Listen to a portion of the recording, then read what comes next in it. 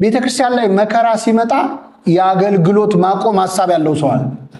አሁን ምን ስብከት ነው? አሁን በዚህ ጊዜ ቤተክርስቲያን ስደት ላይ ሆና የምን ስብከት ነው ሚል ሰው ግን መከራ ላይ ሆኖ በማስተማሩ እኛ ክርስቲያን መሆን ቻለ።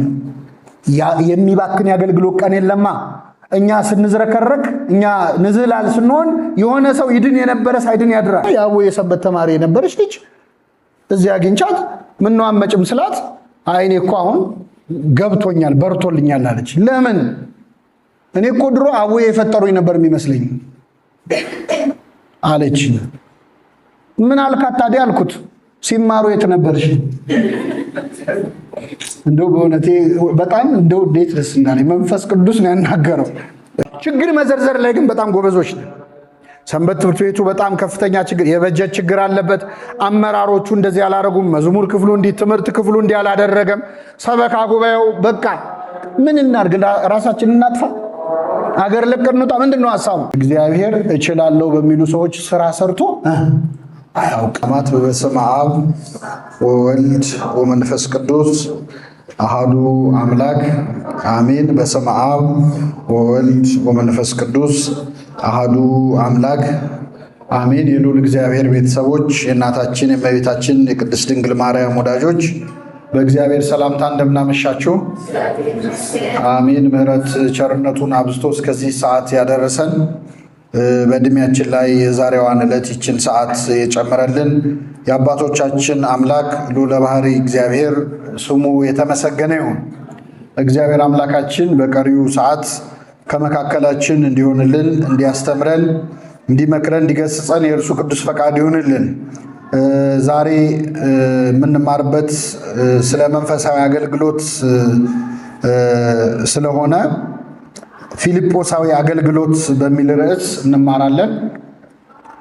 እስኪ በሉ ፊልጶሳዊ በሉ አገልግሎት። የሐዋርያት ሥራ ምዕራፍ 8 ከቁጥር 26 ጀምሮ እኛ ኢትዮጵያውያን ሁሉ ክርስቲያን የሆንበት ክርስትና ወደ ሀገራችን የመጣበት የመጀመሪያው ኢትዮጵያዊ ሐዋርያ እና ኢትዮጵያዊ ክርስቲያን ቅዱስ ባኮስ ኢትዮጵያዊ ጃንደረባ ያመነበት የተጠመቀበት መንፈሳዊ አገልግሎት ለመጀመሪያ ጊዜ በሀገራችን የተሰራው የቅዱስ ፊልጶስ አገልግሎት ነው። የዲያቆኑ የፊልጶስ አገልግሎት ነውና ይህንን ምዕራፍ ከአገልግሎት አንጻር ማለት ከታሪክ አንጻር ፊልጶስ ማን ነው? ኢትዮጵያዊ ጃንደረባ ማን ነው? የተፈጸመው ምስጢር እንዴት ተፈጸመ? ይሄ ራሱን የቻለ ሌላ ትምህርት ነው። ነገር ግን እንደ አገልጋይ ደግሞ በቤተ ክርስቲያን በሰንበት ትምህርት ቤት እና በልዩ ልዩ መዋቅሮች በክህነት ለምናገለግል ወንድሞች እህቶች ፊልጶስ እንደ አገልጋይ ምንድነው እኛን የሚያስተምረን እና ይህን ምዕራፍ እንደ አገልግሎት ትምህርት ዛሬ እንማራለን። እግዚአብሔር አምላካችን በቸርነቱ እንዲያስተምረን እንዲመክረን የእርሱ ቅዱስ ፈቃድ ይሁንልን። ለማስታወስ ያክል ሙሉ አንቀጹን አነበዋለሁ። የጌታ መልአክ ፊልጶስን ተነስተህ በደቡብ በኩል ከኢየሩሳሌም ወደ ጋዛ ወደሚያወርደው ምድረ በዳ ወደሆነ መንገድ ሂድ አለው። ተነስቶም ሄደ።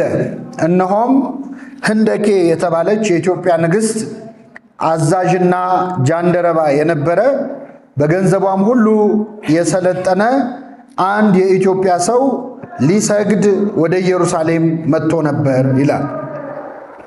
ሲመለስም በሰረገላ ተቀምጦ የነቢዩን የኢሳይያስን መጽሐፍ ያነብ ነበር። መንፈስም ፊልጶስን ወደዚህ ሰረገላ ቅረብና ተገናኝ አለው። መንፈስም ፊልጶስን ወደዚህ ሰረገላ ቅረብና ተገናኝ አለው። ፊልጶስም ፈጥኖ ደርሶ የነቢዩን የኢሳይያስን መጽሐፍ ሲያነብ ሰማው። ፊልጶስም በውኑ የምታነበውን ታስተውለዋለህን አለው። ጃንደረባውም የሚያስተምረኝ ሳይኖር በምን አውቃለሁ አለው። ወደ ሰረገላውም ወጥቶ አብሮት ይቀመጥ ዘንድ ፊልጶስን ለመነው። ያነበው የነበረ የመጽሐፉ ቃልም እንዲህ የሚል ነበር። እንደ በግ ወደ መታረድ ተነዳ። የበግ ጠቦትም በሚሸልተው ፊት እንደማይናገር እንዲሁ አፉን አልከፈተም። በውርደቱ ፍርዱ ተወገደ፣ ሕይወቱ ከምድር ተወግዷልና ትውልዱንስ ማን ይናገራል? ጃንደረባውም ለፊልጶስ መልሶ ነቢዩ ይህን ስለማን ተናግሮታል? ስለ ራሱ ነው ወይንስ ስለሌላ? እባክህ ንገረኝ አለው። ፊልጶስም አፉን ከፈተ። ከዚህም መጽሐፍ ጀምሮ ስለ ኢየሱስ ወንጌልን ሰበከለት። በመንገድም ሲሄዱ ወደ ውሃ ደረሱ። ጃንደረባውም እነሆ ውሃ፣ እንዳልጠመቅ የሚከለክለኝ ምንድን ነው አለው። ፊልጶስም በፍጹም ልብህ ብታምን ተፈቅዷል አለው። መልሶም ኢየሱስ ክርስቶስ የእግዚአብሔር ልጅ እንደሆነ አምናለሁ አለ። ሰረገላውም ይቆም ዘንድ አዘዘ። ፊልጶስና ጃንደረባውም ሁለቱም ወደ ውሃው ወረዱ፣ አጠመቀው። ከውሃው ከወጡ በኋላ የጌታ መንፈስ ፊልጶስን ነጠቀው። ዳግመኛም ጃንደረባው ሁለተኛ አላየውም፣ ደስ ብሎት መንገዱን ይሄድ ነበርና ይላል። ስለ ቃሉ አምላካችን ስም የተመሰገነ ይሁን። እንግዲህ ይህ አሁን ያነበብነው ክፍል የሀገራችን ኢትዮጵያ ክርስቲያን ለመሆኗ እኛም አሁን በዚህ ስፍራ እዚህ ለመሰብሰባችን ምክንያት የሆነ የአንድ ኢትዮጵያዊ የጥምቀት ታሪክ ክርስትናን የተቀበለበት ታሪክ ነው። በዚህ ታሪክ ላይ የመጀመሪያው መንፈሳዊ አገልጋይ ሆኖ የተቀመጠው በእኛ ታሪክ ላይ ከሰባቱ ዲያቆናት መካከል አንዱ የሆነው ቅዱስ ፊልጶስ ነው። ዲያቆን ቅዱስ ፊልጶስ ነው። ቅዱስ ፊልጶስ ከሰባቱ ዲያቆናት መካከል አንዱ ነው። ከሰባቱ ዲያቆናት መካከል የምናውቀው በሰማዕትነት ያረፈ ከሱ ቀድሞ ስሙ የተጠቀሰ ሌላ አባት ወይም ሌላ ሐዋርያ ሌላ ቅዱስ አለ። ማን ነው? ቀዳሜ ሰማዕት ቅዱስ እስጢፋኖስ አለ። እንግዲህ ከሰባቱ እግዚአብሔር ስድስቱን ተጠቅሞባቸው በጣም በርካታ ስራ ሰርተዋል። ከሰባቱ አንዱ ግን ኒቆላዎስ የሚባል ዲያቆን መጨረሻ ላይ ከሃዲ ሆኖ የራሱ የምንፍቅና ትምህርት ፈጥሮ ተወግዞ ከቤተ ክርስቲያን ተለይቷል። በዮሐንስ ራእይ ላይ የኒቆላውያንን ትምህርት እንዳትከተሉ የኒቆላውያንን ትምህርት አልተከተልክምና አመሰግንሃለሁ እያለ ለፊልድልፊያ ቤተክርስቲያን መልአክ እግዚአብሔር ምስጋና ሲያቀርብ እናገኛለን። ስለዚህ ከሰባቱ አንዱ መንገድ ስቶ ወድቋል። የመጀመሪያው ግን በዲያቆናት ዝርዝር መጀመሪያ ላይ የተቀመጠው ቀዳሜ ሰማዕት ሊቀ ዲያቆናት ቅዱስ እስጢፋኖስ በሰማዕትነት አርፏል። ከእስጢፋኖስ ቀጥሎ መጀመሪያ ስሙን የምናገኘው ዲያቆን ፊልጶስ ነው። ከሐዋርያት ሥራ ምዕራፍ 7 ጀምራችሁ ስታነቡ ፊልጶስ በስደት ነው የወጣው። ቀዳሜ ሰማዕት ቅዱስ እስጢፋኖስ እንደሞተ እንደምታውቁት በቤተ ክርስቲያንም ታላቅ ስደት ሆነ ይላል። ክርስቲያኖች እግሬ አውጪኝ ብለው በቅርብ ወዳገኟቸው ሀገራት ሁሉ ሸሽተው ነበር እና ፊልጶስም የሸሸው ወደ ሰማርያ ነበረ። ሰማርያ ተብላ በምትጠራው የአሕዛብ ሀገር እንግዲህ ወደ ሰማርያ አትግቡ ተብሎ ኢትሁሩ ፍኖተ ሳምር ወይም በሰማርያውያን መንገድ አትሂዱ ብሎ ጌታ አዞ ነበር። አሁን ግን በአደባባይ እስከ ምድር ዳርቻ ድረስ ምስክሮቼ ትሆናላችሁ፣ በኢየሩሳሌምም በይሁዳም በሰማርያም እስከ ምድር ዳርቻ ድረስ ነው የሚለው። ስለዚህ ወደ ሰማርያ ሄዶ ማገልገል የሚቻልበት ዘመን ነው፣ ክርስቶስ ፈቅዷል። ስለዚህ ፊልጶስ ወደ ሰማርያ ሄዶ ሰበከ።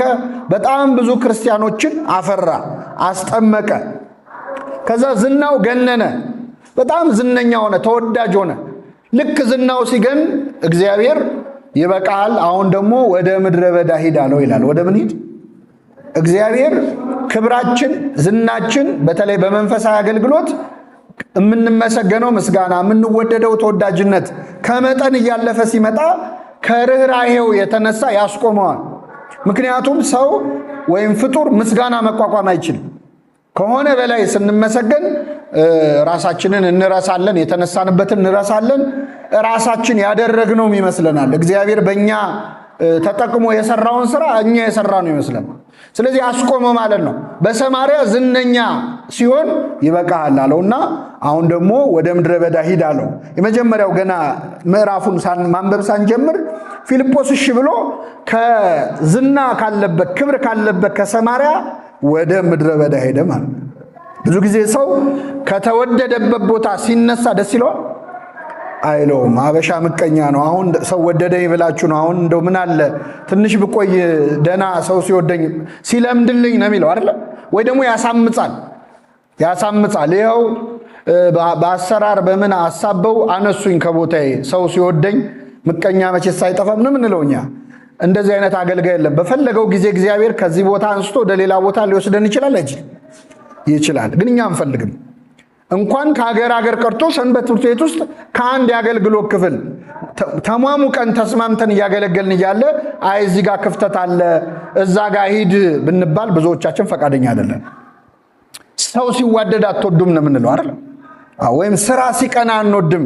አሁን ደና ሲይዘው ከዚህ ቦታ የምታነሱኝ ስለተሳካልኝ ነው ብለን የምናስብ። አገልጋይ ግን ትልቁ የክብር ማዕረግ ስሙ ምንድነው? ምርጥ ዕቃ ነው። ቅዱስ ጳውሎስ ነዋይ ህሩይ ወይም ምርጥ ዕቃ ከዚያ ጋር አንስቶ ወደዛ ስትወስደው ኧረ እዚህ ጋር ይመቸኛል ይላል አይልም። ዕቃ እንዳነሱት ነው የሚሆነው። እንደፈለገ እግዚአብሔር እኛን መጠቀም መቻል አለበት። አሁን እኛና ቅዱስ ጳውሎስ ልዩነታችን ምንድነው? እኛ ምርጥ ዕቃ መሆን ያልቻልንበት ምክንያት ጸባያችን እንደ ዕቃ አይደለም። እግዚአብሔር እንደ ዕቃ ሊጠቀምበን አንችልም። እንደውም ኮስተር ብለን ዕቃ መሰልኩ እንዴ ነው ምን ነው አይደል? ሰው ራሱ ተነስተ ከዚህ ወደዛ ይስል ምን ነው እንደ ዕቃ ነው እንደምታይ። ግን ለካ ዕቃ የማዕረግ ስም ነው፣ የክብር ስም ነው። እና ፊልጶስን ወደ ምድረ በዳ ሄድ ሲለው ከተመቸው ከሞቀው አገልግሎት ተነስቶ ወደ ምድረ በዳ ሄደ። ሁለተኛ የምንማረው ወደ ምድረ በዳ ሄደ የሚለውን ነው። እስኪ ከኔ ጋር ወደ ምድረ በዳ ሄደ። አሁን ሁላችንም አገልጋዮች ነን፣ ግን ወደ ምድረ በዳ መሄድ አንፈልግም። ምድረ በዳ ማለት ምን ማለት ነው? ልምላሜ ዕፅ የሌለበት፣ ነቃማ የሌለበት፣ ውሃ ብትፈልጉ የምትጠጡት የማታገኙበት፣ የምትጠለሉበት ዛፍ ብትፈልጉ የደረቀ ምንም አይነት ውሃ የሌለበት የደረቀ ቦታ። እውነተኛ አገልጋይ ማገልገል ያለበት በምድረ በዳ እንደማ እንደ ዲያቆኑ እንደ ቅዱስ ፊልጶስ ወደ ምድረ በዳ ሄደ። ቃል በቃል ካየነው ልክ ነው። ጋዛ መንገዱ በመሰረቱ እስራኤል መካከለኛው ምስራቅ ድንጋይ ነው። ሀገሩ ራሱ ምድረ በዳ ነው። ማርና ወተት የምታፈልቀው ሲባል እንደው ዛፍ በዛፍ እንዳይመስለን። በተለይ አሁን ደግሞ ያሉበት ሁኔታ ከዛ የባሰ ነው። በጦርነትም በምን መሬቱን በጣም ጎድተውታል። ግን እግዚአብሔር ቃል ኪዳኑን ስለማይረሳ ጥቂት የዘሩትን እየባረከላቸው ይኖራል። ሀገሩ ግን ደረቅ ሀገር ነው።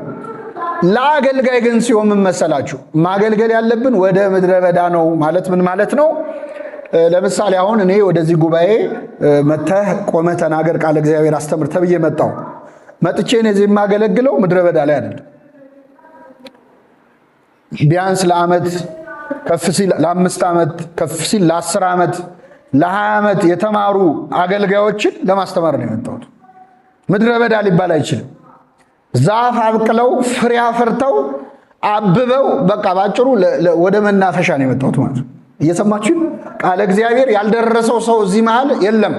ብዙ ትምህርት ተምሮ የጠገበ እንደውም ትምህርት ኢቫሉዌት የሚያደርግ የዛሬው ትምህርት ጥሩ ነው የዛሬው ግን ቀዝቀዝ አለ የሚል እንዲህ ከሚለው ይሄን ጥቅስ ቢጠቅሰው ጥሩ ነበር የሚል ሰው ምድረ በዳ ሊባል አይችልም።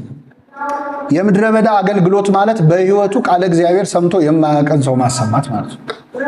በየሰንበት ትምህርት ቤቱ የዞሩ ማስተማር፣ በየማህበራቱ የዞርን ማስተማር፣ በየአጥቢያው የዞርን ማስተማር፣ ይሄ የምድረ በዳ አገልግሎት አይደለም።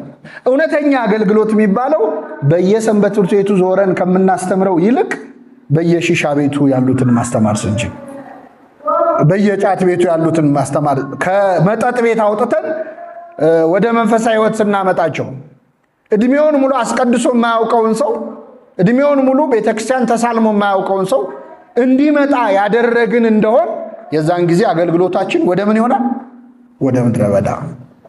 አንፈልገውም። በነገራችን ላይ የምድረ በዳ አገልግሎት ገና አልጀመርንም። የተተከለውን ነው የምንኮተኩተው፣ የተተከለውን ነው የምናርመው። ኦልሬዲ አምነው ወደ ቤተክርስቲያን የመጡትን ሰዎች ነው የምናስተምረውኛ። በዚህ ሰዓት በጎን መንገድ ማን ያሳየናል የሚሉ ብዙዎች ናቸው። አሁን እኛ እዚህ ቁጭ ብለን ብዙ ዓመት የተማርነውን ትምህርት በደንብ ስናላምጥ በቃለ እግዚአብሔር ረሃብ እየተሰቃዩ ያሉ ሰፈራችን ውስጥ ድንጋይ ላይ ቁጭ ብለው ዛሬ ቀኑ እንዴት ነው የሚሄድልኝ እስከ ማታ የት ልሂድ ደግሞ ብለው የተጨነቁ እና ብንላቸው ይመጡ የነበሩ ግን ማናመጣቸው ሰዎች አሉ። ፍላጎትም የለንም። በነገራችን ላይ ለእግዚአብሔርም የሚሆኑ አይመስልንም። የሆኑ ሰዎች አይሱ አሁን መጣ አሁን ሰው ልትሆን ነው የምንላቸው ሰዎች አሉ። ቢመጡ ግን ከኛ የተሻለ ሊያገለግሉ ከኛ የተሻለ ሊያፈሩ የሚችሉ ማለት ነው። እና ሁለተኛ እንደ አገልጋይ ራሳችንን የምንመዝነው አገልግሎቴ ፊልጶሳዊ ነው ወይ ለማለት የምንገመግመው ወደ ምድረ በዳ ሂድ የሚለውን የመንፈስ ቅዱስ ወይም የእግዚአብሔር መልአክ ቃል ማስታወስ ነው ማለት ነው። እስኪ በሉ ወደ ምድረ በዳ ሂድ። ስለዚህ መዝሙር የሚችለውን ከማስጠናት በሕይወቱ ዘምሮ የማያውቀውን ሰው እንዲዘምር ብናረገው፣ ቃለ እግዚአብሔር የተማረው እንዲሰማ ማድረግ ጥሩ ነው። ግን የሚበልጠው ሰምቶ የማያውቀው የተጠማ አለ። በትንሽ ቃለ እግዚአብሔር ልቡ የሚሰበር ሰዋል። እኛውን ለምደን እንግዲህ ጴጥሮስ አይታቸዋል። ዶሮ ሲጮ ሰምቶ ነው አይደል ያለቀሰው? ዶሮ ሲጮ ሰምቶ ንስሐ ገባ። እኛ ስንት ዶሮ ሲጮ ሰምተን? ዶሮ ማለት ሰባኪያ ማለት ነው። የዶሮ ጩኸት ማለት መንፈስ ቅዱስ ነው። በነቢያት አድሮ የተናገረው መንፈስ ቅዱስ ነው በወፍ የተመሰለው። የዶሮ ጩኸት ንስሐ አስገባው። እኛ ግን የዶሮዎቹን አጫጫ እያወዳደረ አቤት የዛሬው አጫጫ በጣም ትንሽ ሰዓቱን ደግሞ ባያረዝመው የዛሬው ደግሞ እያልን ቅኔ ላይ ነው ያለ ነው ማለት ነው። ይሄ ሆስፒታል ውስጥ ያለ ባክቴሪያ አለ መድኃኒት የማይጠቅመው ማለት ነው። ቃል እግዚአብሔር ከመስማት ዛማ። ስለዚህ ሁለተኛ እውነት እያገለገልን ያለ ነው አገልግሎት ያላመኑትን ወደ ማመን የሚያመጣ ነው ወይ? አዲስ ክርስቲያን መቼ ነው የምናመጣው? ቅዳሴ ላይ የስንት ዓመት ጻው ንዑሰ ክርስቲያን ብለን ቀደስን። እኔ በህይወቴ ጻው ብዬ ስቀድስ ንዑሰ ክርስቲያን ሲወጣ ይቻላል እስከ ዛሬ። መቼ ገብቶ ነው የሚወጣው? መቼ አሳምነን አምጥተን ነው? መቼ ተጠምቆ ነው የሚወጣው? ጻው እንዳልቀረን ቤተክርስቲያን ጻውን የሰራችው እኮ አሳምነ አምጥተ ቅዳሴ ላይ ታቆመዋለ። ስለዚህ መሃል ላይ ቁርባን ሊሆን ሲል ውጪ አቆየው ብላ ነው የሰራችው ስርዓቱ እንጂ እንዲያምር ዜማው አይደለም። አንድ ቀን በህይወታችን አንድ ሰው ያመነ ሳናመጣ ያላመነ ሳናሳምን ሳናስጠምቅ ወደ ምድረ በዳ ሳንሄድ መናፈሻ ላይ ብቻ ማገልገል በጣም ከባድ። ስለዚህ ፊልጶስን ወደ ምድረ በዳ ሂድ ያለ የእግዚአብሔር መልአክ ሁላችንም ይበለን። በእውነት በቅዱሳኑ ምሪት ነው። በነገራችን ላይ መልአኩን ያዘዘው መላእክት የሌሉበት ቅዱሳን የሌሉበት አገልግሎትም አይሰምርም። እና ወደ ምድረ በዳ ሂድ፣ በኢየሩሳሌም ወደ ጋዛ ወደሚያወርደው ምድረ በዳ ወደሆነ መንገድ ምን ወደሚለው ወደሚያወርደው ይላል። ወደ ቁልቁለቱ ሂድ ይላል። ወደ ሞት እየሄዱ ወዳሉ ሰዎች ሄደ አስቆማቸው። እየወረዱ ያሉ በፍጥነት እየሄዱ ያሉ አሉ። ስለዚህ ሄደ አስቆማቸው። እግዚአብሔር እሞት ያለችን ነፍስ ጠፋ ያለችን ነፍስ እንድንመልሳት ይፈልጋል። ሂዱ አምጡልኝ ይላል። ማንን ልካለው? ማንስ ይሄድልናል ሲል እኮ ሰምተ ነው። እግዚአብሔር እንደ ፊልጶስ የሚታዘዘው አገልጋይ ይፈልጋል። ፊልጶስ ተነስቶ ሄደ ይላል። እነሆም ህንደኬ የተባለች ንግስት አዛዥና ጃንደረባ የነበረ በገንዘቧ ሁሉ የሰለጠነ አንድ የኢትዮጵያ ሰው ሊሰግድ ወደ ኢየሩሳሌም መጥቶ ነበር። እስቲ በሉ ሊሰግድ ወደ ኢየሩሳሌም ወጥቶ ነበር። በጣም ይገርማል። ሊሰግድ ወደ ኢየሩሳሌም የሚመጣ ባለስልጣን አይገርም? ጃንደረባው ግን ምን ሊል ሄዶ ነበር? ሊሰግድ። ቤተክርስቲያን ሊሰግዱ የሚመጡ ባለስልጣናት ያስፈልጓል አለው ውስጡ። በእውነት ቤተክርስቲያንና መንግስት እንዴት ራሱ ግንኙነት እንደሚኖራቸው ያሳያል። ጥቂት አነሳዋለሁ ወረድ ብዬ።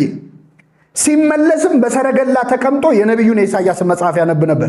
ይህ ሰው ባለስልጣን ነው፣ ባለጸጋ ነው። ከኢትዮጵያ ኢየሩሳሌም ድረስ የሚሄድበት ትራንስፖርት በግሉ የሚሄድ ሰው፣ በግል ፕሌን እንደሚሄድ በሉት። በዛን ጊዜ የራሱ ብራና አለው፣ ማተሚያ ቤት የለም። መጽሐፍ ቅዱስ የራሱ ትንቢተ ኢሳያስ አለው፣ እያነበበ ነው። እና ባለስልጣን ነው። በሰረገላ ተቀምጦ የነቢዩን የኢሳያስን መጽሐፍ ያነበር። መጽሐፍ ቅዱስ የሚያነቡ ባለስልጣኖች ጸሎት እያረጉ መንፈሳዊ ጉዞ ተጉዘው ሲመለሱ ዳዊት እየደገሙ የሚመጡ ባለስልጣኖች ነበሯት ኢትዮጵያ። ይገርማል። መንፈስም ፊልጶስን ወደዚህ ሰረገላ ቅረብና ተገናኛ ነው ይላል መንፈስ ቅዱስ።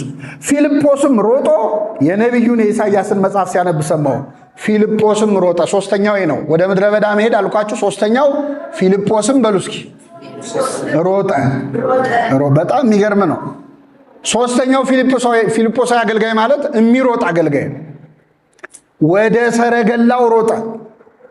ይሄ በጣም ይገርማል። ሰረገላ ማለት ምን ማለት ነው? መኪና በሉት ካነሰ 2 አለዚያ 4 አለዚያ 6 እስከ 8 ድረስ ፈረሶች ከፊት እየበረሩ እየጋለቡ የሚወስዱት መኪና ማለት ነው። ሰረገላው በፍጥነት እየሄደ ፊልጶስ ሮጠ፣ ደረሰበት ሰረገላው ላይ። ሰረገላ ላይ ሮጦ የሚደርስ አገልጋይ ያስፈልጋል ማለት ነው። አሁን ያለንበት ዘመን ትውልዱ በፍጥነት እየሮጠ ነው። በፍጥነት በሚሄድ ሰረገላ፣ በፍጥነት በሚሄድ ቴክኖሎጂ፣ በፍጥነት በሚሄድ ሚዲያ፣ በፍጥነት በሚሄድ የሙዚቃ ኢንዱስትሪ፣ በፍጥነት በሚሄድ የፊልም ኢንዱስትሪ፣ በፍጥነት በሚሄድ የዝሙት ኢንዱስትሪ እየፈጠነ ነው። ዓለም ስራዋን እየሰራች። የመጠጡ አይነት ከሺህ በላይ ነው። በፍጥነት መጠጡ በስቷል፣ ዝሙቱ በስቷል፣ ጭፈራው በስቷል። ሰውን ና ብሎ የሚወስደው ሰረገላ ብዙ አይነት ነው። ምንድነው ማድረግ ያለብን? በሰረገላው ፍጥነት መሮጥ አለብን። መራገም አይደለም። ይሄ የማይረባ ትውልድ ማለት አይደል። አገልጋይ በሰረገላው ፍጥነት መሮጥ አለብን። አምልጠውናል። አሁን እኛ በእኛ እድሜ እንኳን የእኛ ታናሾች የሚያወሩት ወሬ አይገባን። ትውልዱ እኮ ሄዷል እኮ ጥሶን እኮ ሄዷል ብለህ ከምትቆም ሩጥ እናድረስበት። እንደ ፊልጶስ መሮጥ ማለት ፊዚካሊ መሮጥ ማለት አይደለም። ከኛ ያነሱት ወይም የሚመጣው ትውልድ የሚያስበው ምንድነው? የሚያስበው ምንድነው? ጭንቀቱ። አሁን እኮ ተላለፍንም እኛ የምናስተምረውና ትውልዱ የጨነቀው ሌላ ጉዳይ ሊሆን ይችላል። ምንድነው እየፈተነው ያለው ኃጢአት? በትውልዱ ፍጥነት መሮጥ ያስፈልጋል። ወደ ሰረገላው ሮጠ ይላል። ወደ ሰረገላ የሚሮጥ አገልጋይ ያድርገን እግዚአብሔር። አሁን እኛ ወደ ሰረገላው አይደለም የምንሮጠው፣ ሰረገላው ነው እኛን የሚያሯሩጥ፣ እኛን የምናመልጠው። በሚያሳዝን ሁኔታ ምዕመናን መጥተው እንዲማሩ እንጂ እኛ ወደ ምዕመናን ሄደን ማስተምረን እንኳን ነው። በጣም ይገርማል። የት ነው እስቲ? ይኸው እኔም እዚሁ ሰንበት ትምህርት ቤት ያደግኩት፣ እናንተም እዚሁ ነው የምታገለግሉት። መቼ ነው እስቲ በየመንደሩ ሄደን ሰውን ያስተማሩ? ኑና ተማሩ የሚል ማስታወቂያ እንለጥፋለን፣ ተመዝገቡ እንላለን፣ ምዝገባ አልቋል እንላለን። ጌታ ያለው ሂዱና ምን በሉ እስኪ በሉ፣ ሂዱና አስተምሩ። እኛ ግን ኑና ተማሩ ነው። ጌታ ካለው በተቃራኒ ነው የምንሰራው። ወደ ሰረገላው አንሮጥም። አይው እዚህ ግቢ መጥቶ አንድ ሰው ግራ ገብቶ ቁጭ ብሎ ከጧት እስከ ማታ ቢቀመጥ ምን ነው ምን ሆንክ የሚለው አለ? የለም። ምን ነው ወንድሜ ምን ሆነሽ ነው እህቴ የሚለው የለም። ሰረገላው ጽድቆ ቀርቶብን ኧረ እዚህ መጥተው ቤተክርስቲያን መጥተው የሚያናግራቸው ያጡ የተጨነቁ በጣም ብሶች አሉ። ፊልጶስ ግን ሮጦ ደረሰበት ይላል። ወደ ሰረገላው ሮጦ ደረሰበት። ስንት ሰውን ለማናገር ነው የሮጠው?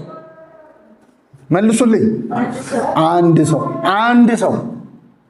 አንድ ሰው ለማስተማር አሯሩጦ ነው የደረሰበት። ምን አይነት እንደው ትሁት ዲያቆን ነው! አሁን እኔ አንድ ሰው ሂድና አስተምር ተብዬ ብጠራ ሊያውም ሮጠ ድረስበት ተብዬ ማለት ኧረ በፍጹም እንደዚህ አይነት መናናቅም የለም። ከፈለገ ሮጦ ይምጣ አይደል እንጂ እኔ ሮጬማ አላስተምርም። ክብሬን ጠብቄ ነው ማስተማር የምፈልገው። እንደዚህ ነው የኛ አገልግሎት። ሮጦ ደረሰ። ልቡ እስኪፈርስ ሮጦ ሰው ለማዳን፣ አንድ ሰው ለማዳን። አሁን ለአንድ ሰው እኛ መች ምን እናስባለን? ግን አንዲትም ነፍስ ዋጋ አላት። አንድ ሰው ለማዳን ሮጠ። ግን በጣም ይገርማል። ፊልጶስ ሮጦ የደረሰው ጃንደረባው ላይ እንዳይመስላችሁ የኢትዮጵያ ሕዝብ ላይ ነው። እሱ ሮጦ እሱ ላይ ባይደርስበት ኖሮ ዛሬ እኛ ክርስቲያኖች እንሆን ነበር? አንሆንም። ለካ ሮጦ የደረሰው አንድ ነፍስ ላይ አይደለም፣ መላው አፍሪካ ላይ ነው የደረሰው። አያችሁ፣ ለአንድ ሰው መዳን የምናደርገው ትጋትና ጭንቀት የብዙ ሰዎች መዳን ምክንያት ሊሆን ይችላል። ለአንድ ሰው የሚነገረው ቃል እግዚአብሔር በጣም ብዙ ሰዎች እንዲድኑ ምክንያት ሊሆን ይችላል። እኛ አሁን አንድ ሰው ከሆነ ዋጋ የሌለው ይመስላል፣ ግን ለካ አንድ ሰው ላይ የምትደክሙት ድካም ብዙ ሺህ ሰዎች ጋር ሊደርስ ይችላል። እና ወደ ሰረገላው ሮጦ ደረሰበት፣ አንድን ሰው አናገረ ማለት ነው። ይሄ በጣም በጣም አስገራሚ ነው። ከዛ ደረሰና ምንድን ያደረገው? ወደ ሰረገላው ቀረበና አናገረው ጃንደረባው። ፊልጶስ ሮጦ የነቢዩን የኢሳያስን መጽሐፍ ሲያነብ ሰማውና በውኑ የምታነበውን ታስተውለዋለህን አለው ይላል። እስኪ በሉ የምታነበውን ታስተውለዋለህን? አዎ ጠየቀው። ጃንደረባውን ጠየቀው። ሲጠይቀው ምን አለ? እርሱም የሚመራኝ ሳይኖር እንዴት ይቻለኛል? እዚህ ላይ እኔ ኢትዮጵያዊ መሆኑን እጠራጠራለሁ። ይሄ ሰውዬ ለምን አሁን አንድ ኢትዮጵያዊ የምታነበው ይገባሃል ቢባል ምንድን ነው የሚሰማው? እስቲ አሁን ወደዚህ የመጣችሁ በታክሲ ወይ በመኪና ነው ወይ በእግራችሁ ብቻ መንገድ ላይ ቁጭ ብላችሁ እያነበባችሁ አንድ የማታውቁት ሰው መጥቶ ይገባሻል ግን የምታነቢው ቢላችሁ ምን አገባህ አይደለ? አዎ በጣም ትዕቢተኞች እኮ ነን እኛ። የማናውቀውን ነገር ራሱ የማናቅ መስለን መታየት አንፈልግም። ማንበብ መጽሐፍ የማይችል ሰው ራሱ መጽሐፍ ይዞ እንደሚያነብ ነው የሚሆነው። አንዲት እናት እንደውም አንድ ሰውዬ ማንበብ መጻፍ አይችልምና ጋዜጣ ይዞ ቁጭ ይላል። ከዛ አንድ ቀን መለስ ብለው ሲያዩት ዘቅዝቆታል ጋዜጣው። አረ ፊደሉ ፈሰሰ አሉት። ገልብጠው ወደ ላይ አድርገዋል። አላዋቂ ሆነን ግን አላዋቂ መስሎ መታየት አንፈልግም። እኔ በቃ በትክክል በትትና ከጠየቀን የምንጠይቀው አንድ ነገር ነው። እሱም ስንት ሰዓት ነው ብለን አሁን ስንት ሰዓት ነው እሷን እንጠይቃለን። ከዛ ውጭ ግን አላዋቂ መስሎ ከመታየት ሞት ነው የምንመርጠው። እምታነበውን ታስተውለዋለህን ሲለው የሚመራኝ ሳይኖር እንዴት ይቻለኛል? ግን ምን አሳየን? የሚመራኝ ሳይኖር እንዴት ይቻለኛል? እችን ቃል በሉ። የሚመራኝ ሳይኖር እንዴት ይቻለኛል? ይገርማቸዋል። ይሄ የኢትዮጵያ ኦርቶዶክስ ተዋሕዶ ቤተክርስቲያን ምዕመናን ድምፅ ነው። የምዕመናን ድምፅ ነው። የሚመራን ሳይኖር እንዴት ይቻለናል? መቼ አስተማራችሁም? ሁሉም ምዕመናን እኮ ይህን ይላሉ። ቀረብ ብላችሁ ጠይቋቸው። እንዴት እናውቃለን? እኛ እኮ አልተማርን። መራ አስተምሩን እባካችሁ። እኛንም አናስተምራቸው። አይገባህም ትለዋለህ። የሚያስረዳኝ ሳይኖር እንዴት ይቻለኛል? ብዙ ምዕመናን ማንም ያስተምረን እያሉ ነው ከሃይማኖቱ የሚወጡት። ከዚህች ኦርቶዶክሳዊ ተዋሕዶ ቤተክርስቲያን አውቀው ይመስላችኋል ሰው ከዚህች ቤተክርስቲያን የሚወጣው? ይጠብቅና ሲያየን አናስተምረውም ይወጣል። ቢያይ እናገለዋለን፣ አንቀበለውም። ስለዚህ ይወጣል። ጠዋት ይመጣል። ቅዳሴው በግዕዝ ነው፣ አይገባውም። እና ተሰጦ እናስተምር የሚል የለም። ስለዚህ አይቶ የሚያስረዳኝ ሳይኖር እንዴት ይቻለኛል ብሎ ይወጣል። ይህ የኢትዮጵያ ኦርቶዶክስ ተዋሕዶ ቤተክርስቲያን ምዕመናን ድምፅ ነው። በነገራችን አለማወቃቸው የሚቆጫቸዋል። ትልልቅ አባቶች አሁን ትምህርት ሲሰሙ አሁን እኔ እስከዚህ ዕድሜ ድረስ ይህንን ሳላቅ መቆየቴ ይላል። እንደው እኮ እናንተ እኮ ግፍ አለባችሁ ሳታስተምሩን ይላል። የሚያስረዳኝ ሳይኖር አቤት ሰንበት ትምህርት ቤት ያለበት ዕዳ እንጠየቃለን እኮ። በነገራችን ላይ እኛ እንደ ቀልድ የምናውቀውን ነገር የሆነ ሰውዬ አያውቀው። ቢያውቀው እንደ ትልቁ ቀኑን ሙሉ ሲያወራ ይውላል። አይገርምም እያለ ለሰው ያወራዋል። እኛ እኮ እናውቀዋለን፣ አላምጠን ጠግበነዋል። ራሱ እንዲህ አይነት ስሜት የለም ውስጣችን። የሚያስረዳኝ ሳይኖር እንዴት ይቻለኛል? የምታውቋትን እንኳን ነገር ለሌላው ሰው የመናገር ዕዳ አለብን እኮ። ትንሽም ይሁን ብዙም ይሁን ማለት የሚመራኝ ሳይኖር እንዴት ይቻለኛል? ነቢዩ ይሄን ስለማን ተናግሮታል? ስለ ራሱ ነው ወይስ ስለሌላ አለ። የተማረ ሰው ጥያቄ ነው። ደረቅ ጥያቄ አይደለም የጠየቀው። ለጃንደረባው ለፊልጶስ የጠየቀው ምርጫ ነው። ነቢዩ ይሄን ስለማን ተናግሮታል? ስለ ራሱ ነው ወይስ ስለሌላ? ስለ ራሱ፣ ስለሌላ ነው ለካ የሚናገረውን መጽሐፍ ያ ቃል ማለት ነው። አያችሁ፣ የተማረ ሰው ጥያቄ ብሎ ጠየቀው። ወደ ሰረገላ ወጥቶ እንዲቀመጥ ለመነው ይላል። ፊልጶስ አንድ ሰው ነው፣ አስተማረው። እሱ መጥቶ እዚህ አስተማረ። ይሄ አዳራሽ ተሰራ፣ ይቺ ቤተ መቅደስ ተሰራች፣ ቆራቢያን ሆንን፣ ባለማተብ ሆንን። አንድ ባለስልጣን ላይ የተሰራ ስራ ማለት። ይህንን ከጃንደረባውና ከፊልጶስ ግንኙነት እናያለን። ወደ ሰረገላው ሮጠ። ልብ አድርጉ፣ ምራኝ የሚል ባለስልጣን አገኘ። በጣም ትሕትናውን እናደንቃለን። አንዳንድ ሰው ሌላ ቦታ ባለው ስልጣንና እውቀት ይመካና መጽሐፍ ቅዱስ ላይ ይፈላሰፋል።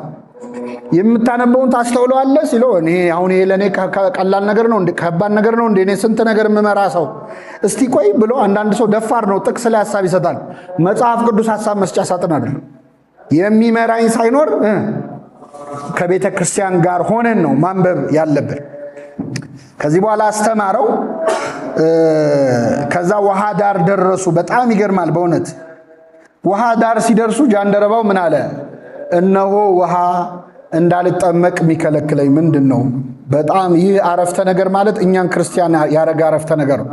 እስኪ በሉ፣ እነሆ ውሃ እንዳልጠመቅ የሚከለክለኝ ምንድን ነው?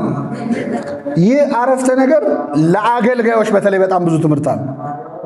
የመጀመሪያው ጃንደረባው እነሆ ውሃ ብሎ ነው የጀመረው። ችግር አይደለም ያወራው፣ መጀመሪያ መፍትሄውን ያወራው።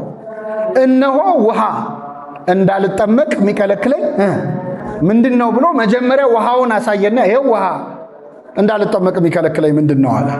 ብዙ ጊዜ እኛ በቤተ ክርስቲያን ጉዳዮች ላይ ውሃው ላይ ሐሳብ አንሰጥም። የሚከለክለኝ ምንድን ነው የሚለው ላይ ግን በጣም ብዙ ማውራት እንወዳለን። እነሆ ውሃ ማለት ላይ ችግር አለብን። ችግር መዘርዘር ላይ ግን በጣም ጎበዞች ነን። ሰንበት ትምህርት ቤቱ በጣም ከፍተኛ ችግር፣ የበጀት ችግር አለበት። አመራሮቹ እንደዚህ ያላረጉም። መዝሙር ክፍሉ እንዲህ፣ ትምህርት ክፍሉ እንዲህ አላደረገም። ሰበካ ጉባኤው በቃ ምን እናድርግ? ራሳችንን እናጥፋ? አገር ለቀን እንውጣ? ምንድነው ሐሳቡ? እነሆ ውሃ። ስለዚህ ይኸውላችሁ እቺን ተክዬ ቤት ደስ ይለኛል። ከዚህ በኋላ ስብሰባ ላይ ሰው ችግር ሲያወራ ነካ አርጉትና ወደ ውሃው ገባ በሉት። እሺ የሚከለክለኝ ምንድነው? ገብቶናል። ውሃው ምንድነው?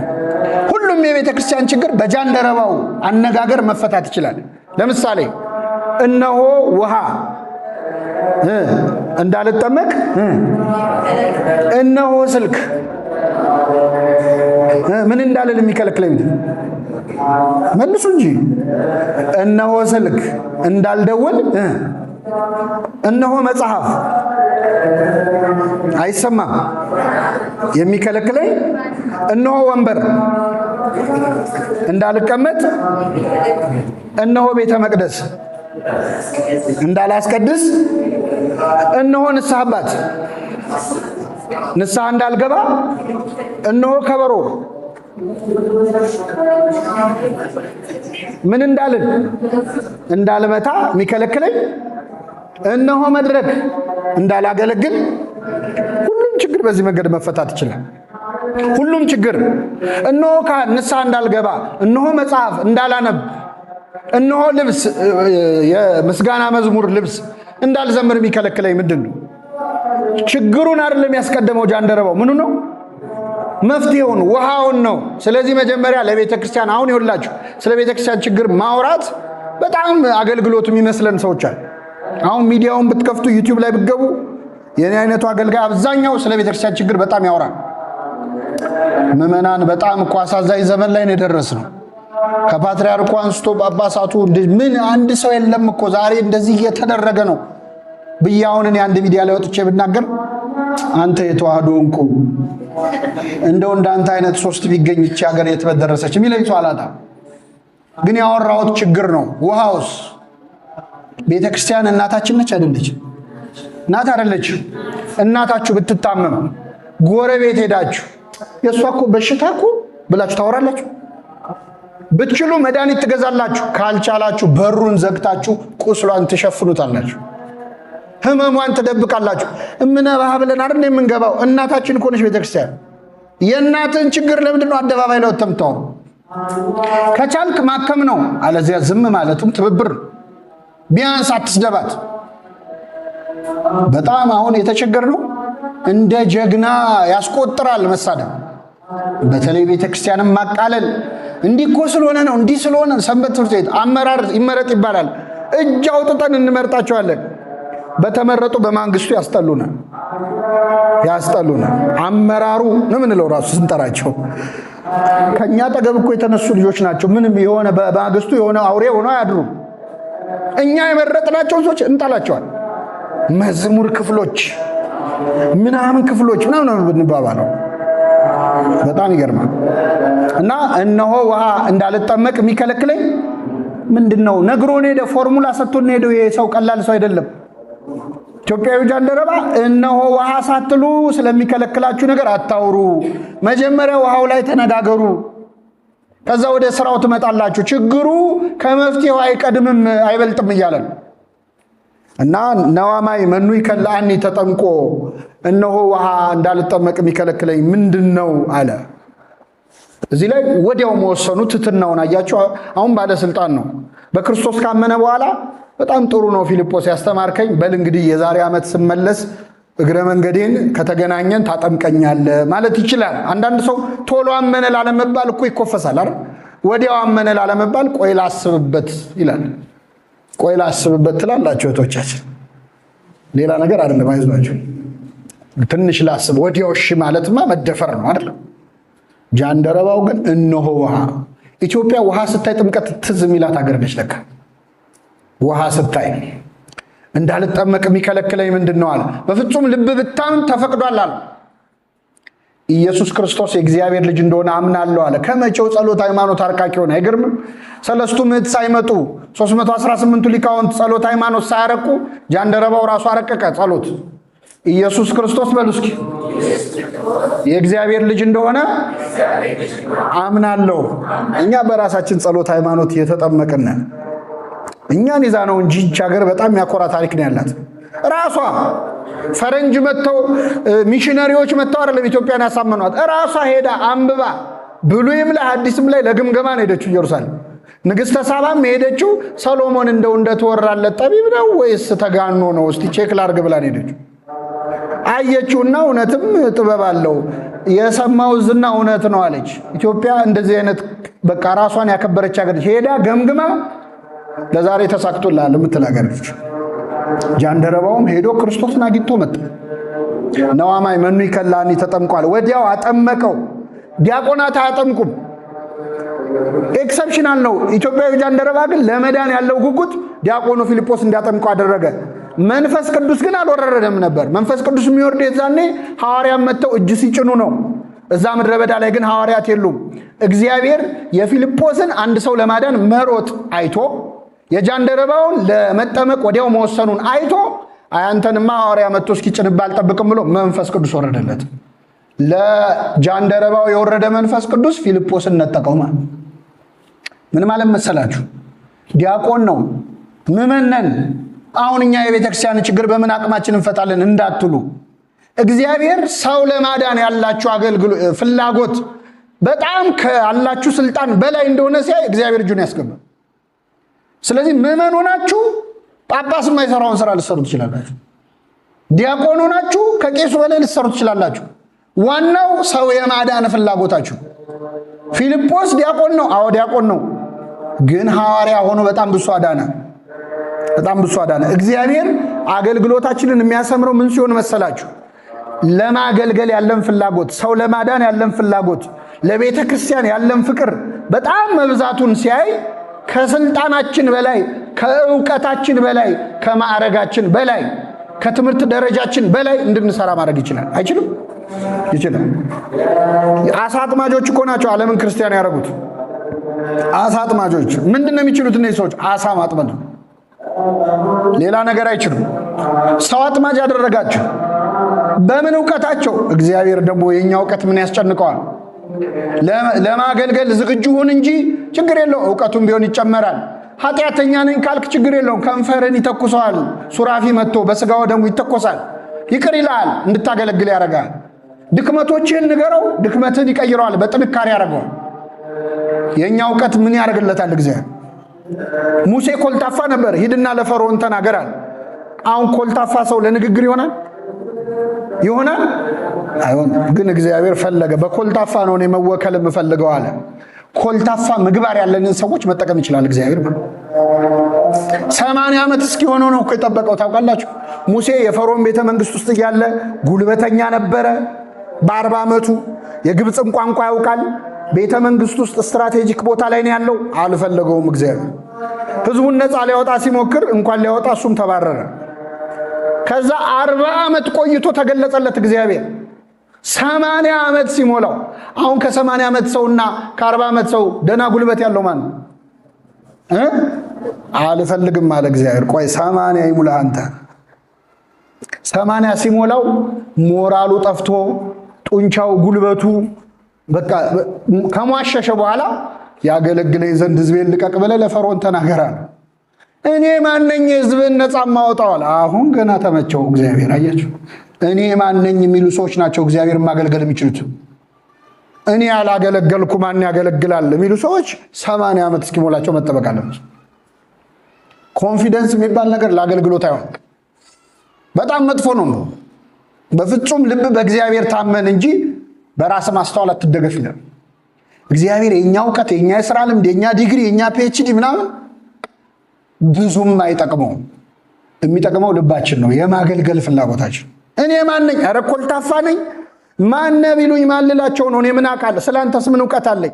እኔ እውቀት የለኝ፣ ምግባር የለኝ፣ ጸጋ የለኝ የሚል ሰው በቃ አሁን እግዚአብሔር ለአገልጋይነት ይመርጠዋል ማለት ነው። እንችላለን እኛ ስንት ነገር የምናውቅ ሰዎች። አሁን ይሄ ለኛ ሙዝ መላጥ እኮ ነው፣ ቀላል ነው ካልክ ሙዝን ትልጣለህ፣ ግን አታገለግል።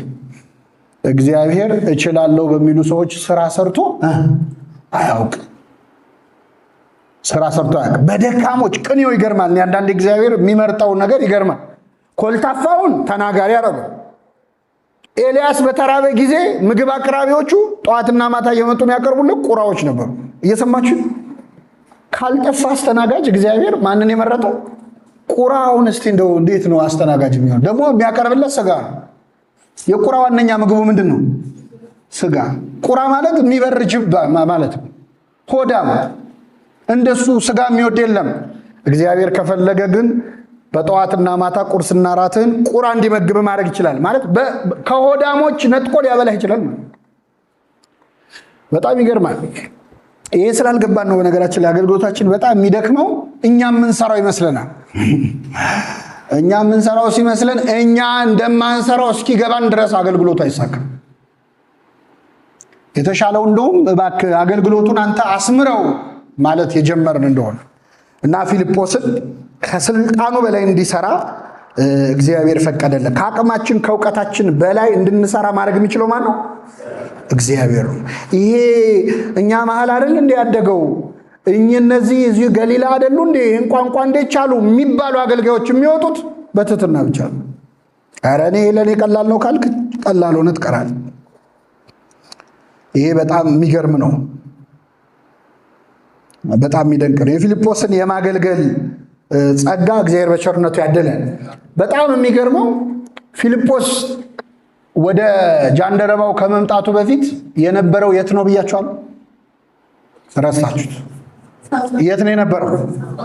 ሰማርያ። ሰማርያ የሄደው ለምንድን ነው? ከየት ነው የመጣው? ከኢየሩሳሌም። ከኢየሩሳሌም በምን ምክንያት ነው የመጣው? አቤት። አይ በምን ምክንያት ወጡ? ክርስቲያኖች በምን ምክንያት ተሰደዱ? ቅዱስ እስጢፋኖስ ምን ስላለ? ስለዚህ በስደት ነው የወጣው። ጃንደረባውን ሲያገኘው ግን ስለዚህ ጉዳይ ያነሳው ነገር አለ የለም። ለምን መሰላቸው የምለው?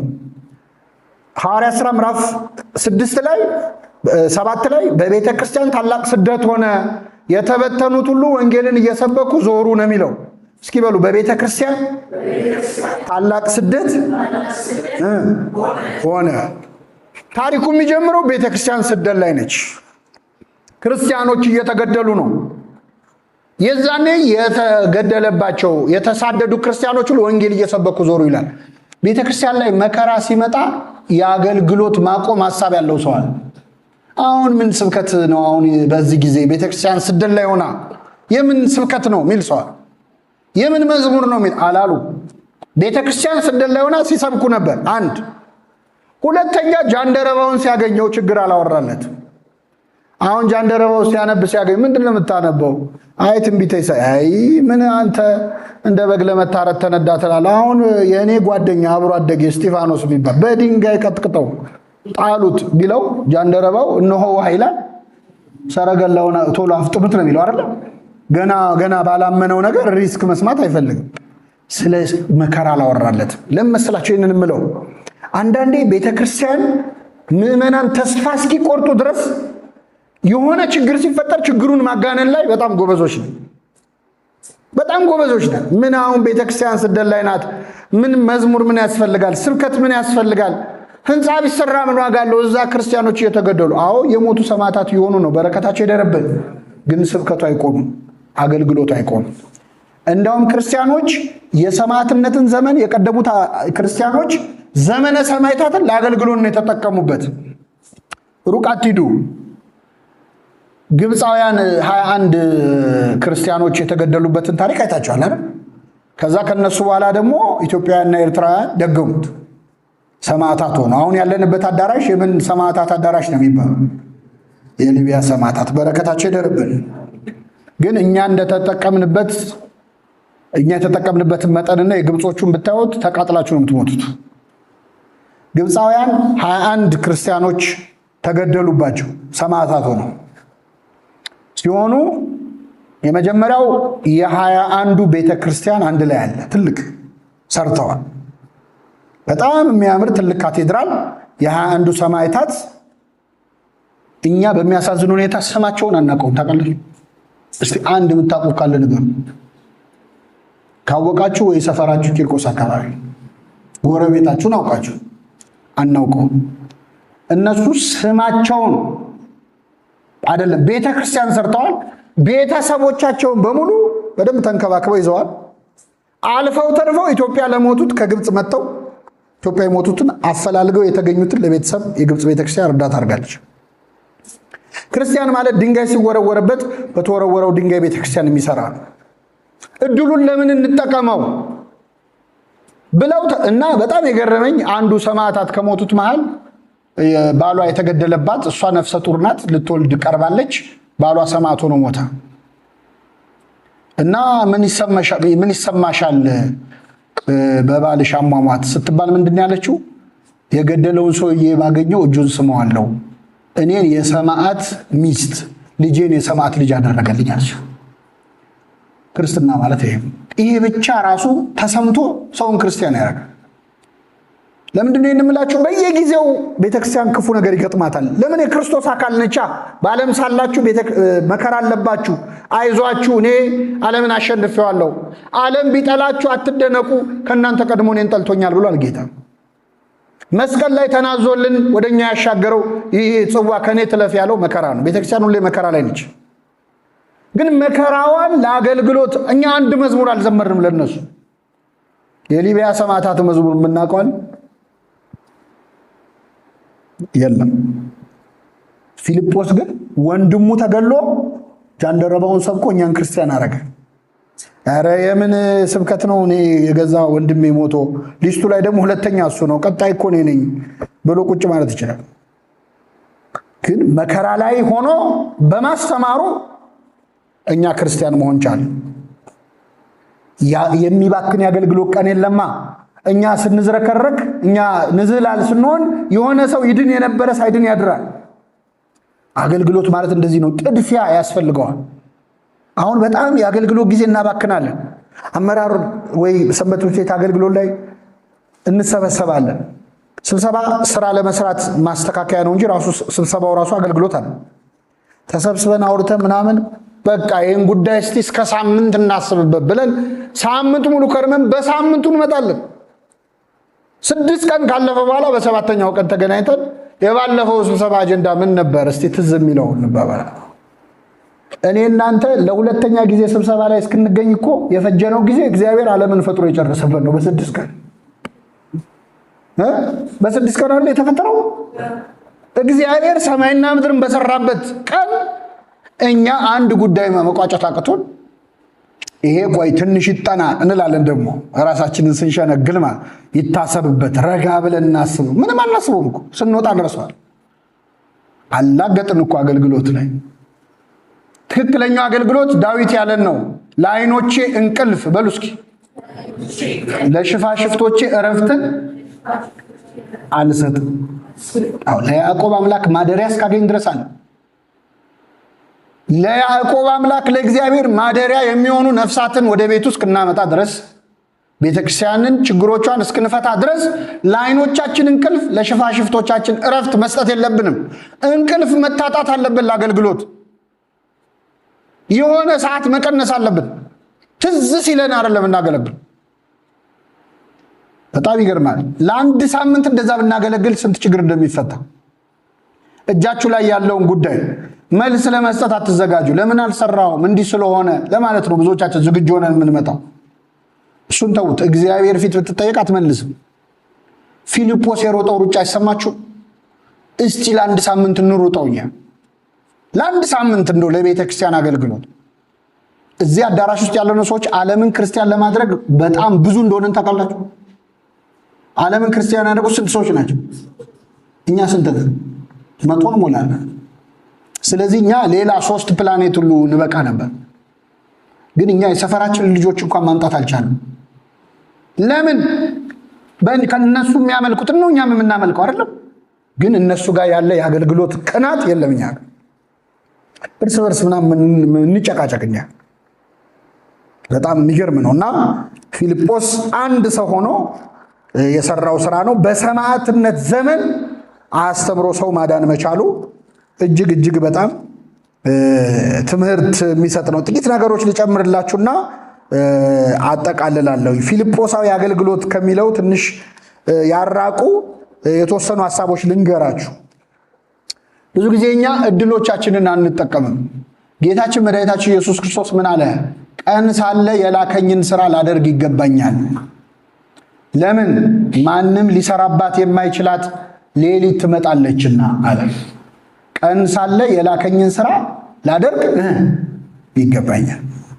ዓለም እየጠበበ ነው የሚመጣው ለቤተ ክርስቲያን አገልግሎት።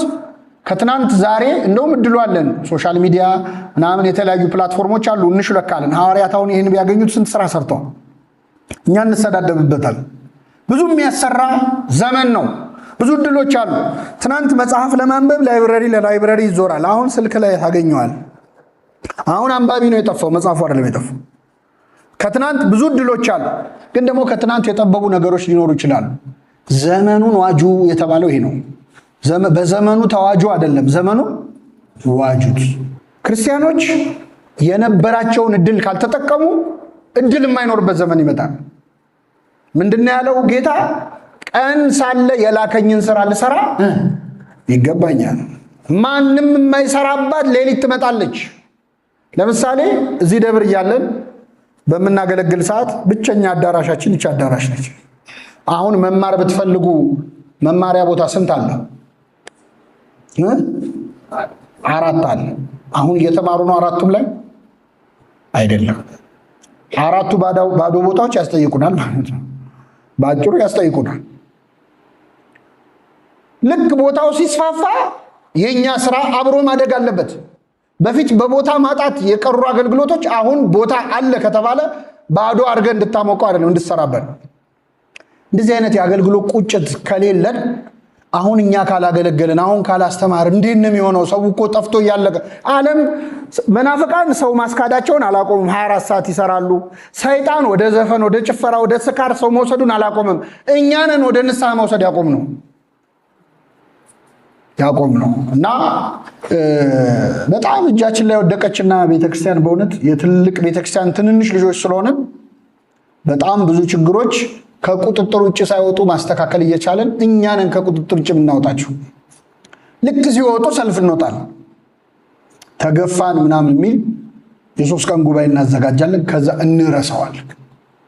ጌታ ግን ምንድን ነው ያለው? ቀን ሳለ የላከኝን ሥራ ላደርግ ይገባኛል። ማንም ሊሰራባት የማይችል ሌሊት ትመጣለችና። ሌሊት የተባለው እንግዲህ እንደዚህ ነው ይላችሁ። ብዙዎቹ የቤተክርስቲያን ችግሮች መፈታት ሲችሉ የተባባሱ ናቸው። አሁንም እጃችን ላይ ያሉ ችግሮች አሉ፣ ግን ስለ መፍትሄያቸው አናወራ። ቀላል ምሳሌ ልስጣችሁ። ለምሳሌ ህገወጥ አጥማቂያን ችግር ይታያል አይደል? ለቤተክርስቲያን በእኛ እድሜ ላለፉት 10 ዓመታት 15 ዓመታት 20 ዓመታት 30 ዓመታት ይሄ ችግር ነበር አልነበረም? ነበረ። የቤተክርስቲያንን ህግ የጣሱ የማጥመቅ አገልግሎት የሚሰሩ ሰዎች ነበሩ። በእነዚህ 30 ዓመታት እኛ የቤተክርስቲያንን ህግ የጠበቀ የማጥመቅ አገልግሎት እንዲሰጥ የሰራነው ስራ ምንድን ነው? ምንም። እነሱም እንዳሽሟጥጥም 30 ዓመት ሆነ። ከዛ ሲያየው ሰይጣን ይሄ ነገር ፖቴንሻል አለው፣ ለምን እነሱ ቁጥራቸውን አላበዛውም ብሎ እነሱ እየበዙ መጡ። መፍትሄው ላይ ካልተሰራ ችግሩ ላይ ይሰራል ሰይጣን።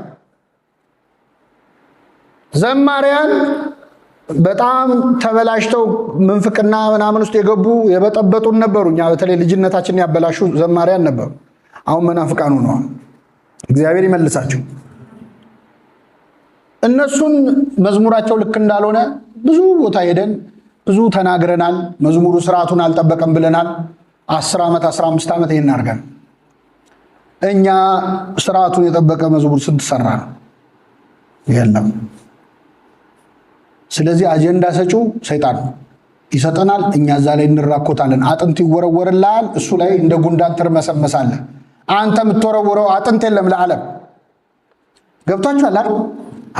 ብዙዎቹ ስራዎች አልተሰሩም። እቅድም የለንም በነገራችን ላይ። ለዛ ነው እኔ አሁን እንደው ነቃቃል በሚል ነው እንጂ መቼስ ለሁሉ ጥፋት እናንተ ተጠያቂ ሆናችሁ አይደለም። ግን ቢያንስ የጥፋተኝነት ስሜት ሊሰማን ይገባል። እኔ ነኝ ማለት አለብን። በነገራችን እኔ ነኝ ችግሩ ማለት አለብን። እኔ የሚገባኝን ስላልተወጣው ነው።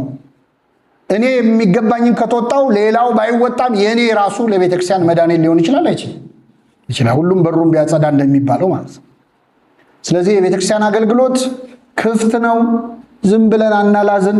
በጣም ብዙ ከሰራን ትንሽ ይባርከዋል። ትንሹ ስራችንን እግዚአብሔር ይባርከዋል። እኔ በጣም ይገርመኛል።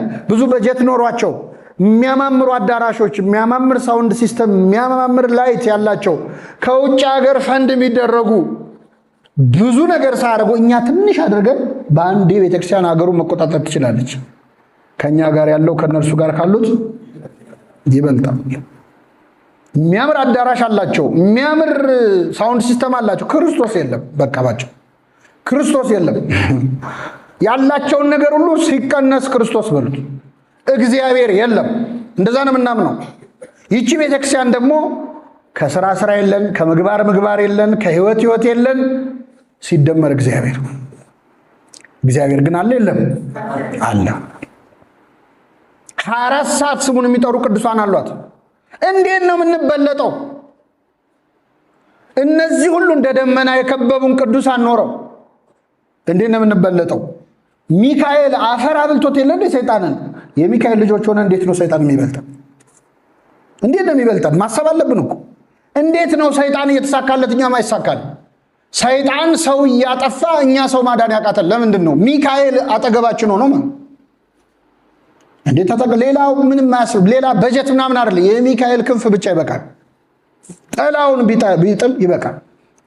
እንዲህ በሃይማኖት ያገለገልን እንደሆን ስራ ሲሰራት ያላችሁ በእውነት እና አሁን እግዚአብሔር ተቸገረ እኮ።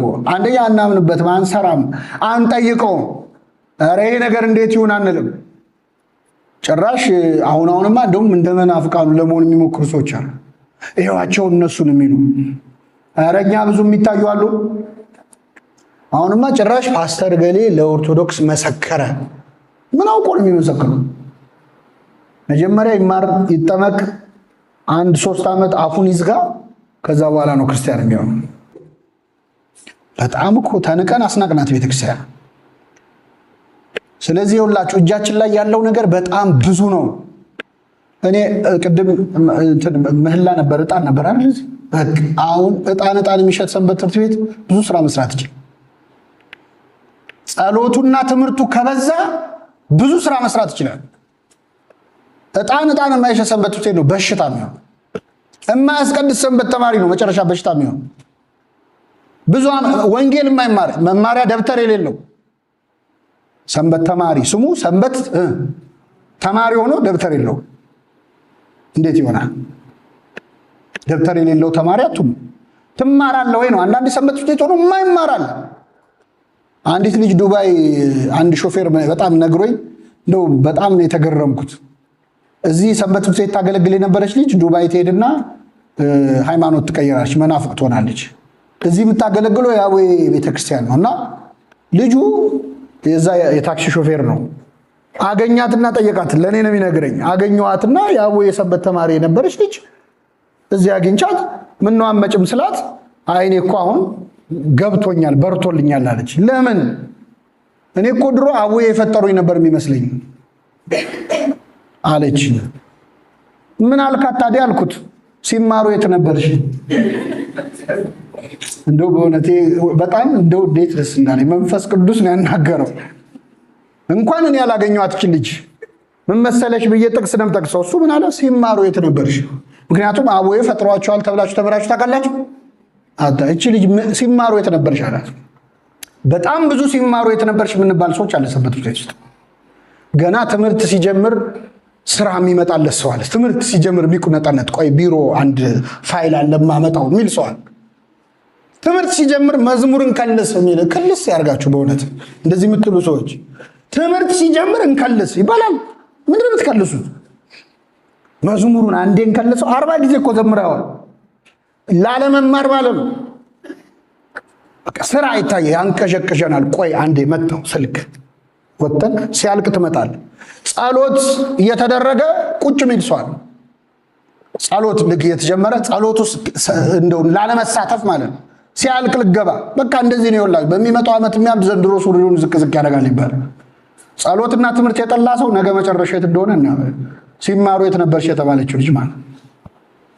ስለዚህ እንደዛ ያደረግን እንደሆን ትንሽ ጸሎት ጨምሩበት። የኛ ዕውቀት ምግባር ምናምን ተውት። ትንሽ ኧረ ተው እባክህ በሉት። ምን የመሳሰሉ ጸሎቶች እኮ ያሏት ቤተክርስቲያን ነች።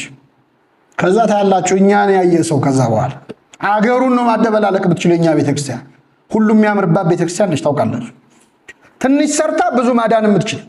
አሁን እውነት የትኛው አገልግሎታችን ነው ይህችን ቤተክርስቲያን እንደዚህ ያቆማት? የአባቶቻችን እንባ ጸሎት እኮ እና እንደዛ ቢሆን እውነት ለምነግራችሁ የሚያክላት የሌለ ውብ ቤተክርስቲያን ነች ያለች። በጣም የምትገርም ቤተክርስቲያን ዓላማ ይዞ እንደሚሄድ ሰራዊት የምታስፈራ ይቺ ማናት ያለው ስለ ኢትዮጵያ ቤተክርስቲያን ታስፈራለች እኮ ግርማ ተቃጥላ ታስፈራለች። ይቺን ቤተክርስቲያን ይዞ እንደው በእውነት በጣም ይገርማል። እኛ እጅ ላይ ጣላት እንጂ ብዙ ነገር ነው ሌሎች ቢያገኟት የሚሰሩባት። የታሪክ፣ የቋንቋ፣ የስዕል፣ የዜማ ምን ማለት ሁሉ አይቅርብኝ ያለች ቤተክርስቲያን ነች።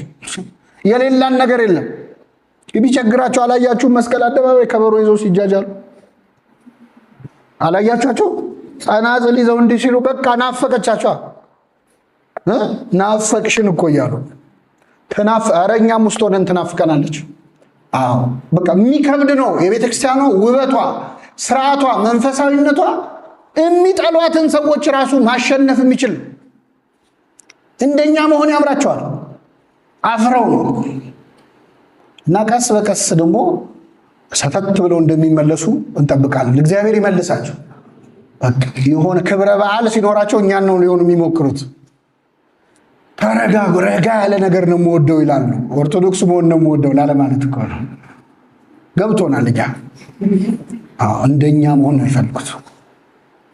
እና እኔ በእውነት የተሰጣችሁን አገልግሎት ራሱ አክብረን ከሰራን ትንሽ እና ጸሎት ከጨመርንበት ብለን አንጣላ። የእርስ በርስ ጦርነት ላይ ገሌ እንዲህ ያለ እያልን ፀጉር ስንሰነጣጠቅ ለዚች አጭር ዕድሜ ማለት ነው በኋላ ተመልሰህ ስታስበው ይቆጫል። ሰንበት ቤት እያለን የተናቆርንባቸው ቀናት፣ የተናቆርንባቸው ስብሰባዎች አቤት ተስማምተን ቢሆን ስንት እንሰራባቸው ነበር። ሰይጣን አዘገየኝ ይላል ቅዱስ ጳውሎስ። ሰይጣን ያዘገያል አውቁ። እንትና ግን ምን ለማለት ፈልጋ ነው ስብሰባ ላይ እንደዛ አለች ይላል በጆሮ። በቃ ምን ለማለት ፈልጋ ነው ስትል ወር ተፈጃል። ከዛ ምን እንደማለት እንደፈለገች ሲገባ ስራው ሳይሰራ ዘግይቷል። እንደዚህ ነው በቃ ገሌ ነው ክሬዲት ምናምን ገሌ ነው ያመጣው ሐሳብ የገሌን ሐሳብ ላለመቀበር የኔ ሐሳብ ምናምን ስንለየው ስንት ያገልግሎት ጊዜ ባከረ። ሰይጣን ጠራርጎ ነው የሚወስድ እንዳንድ ነው የሚያይ። አለቀ። ቢቻለው ክርስቲያኖች በሚለው ማተብ ባሰር ነው በተጠመቅ ነው ብቻ አንድ ላይ ነው ሊያጠፋን የሚፈልገው። እኛንን አንድ ላይ መስራት ያልቻለው ሰይጣን አንድ ላይ ነው ማጥፋት ነው የሚፈልገው።